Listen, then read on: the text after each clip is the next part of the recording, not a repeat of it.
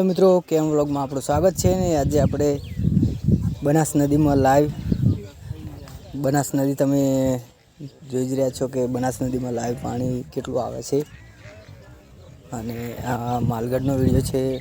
માલગઢમાં પાણી આવી ગયું છે હવે અને આવું હજી ચાલુ રહેશે તો આપણે જૂના ડીસા વિડીયોમાં પણ હજી 2 દિવસ લાગશે આ રીતના તો કેમ કે બધા ખાડા ભરાતા હજી વાર લાગશે।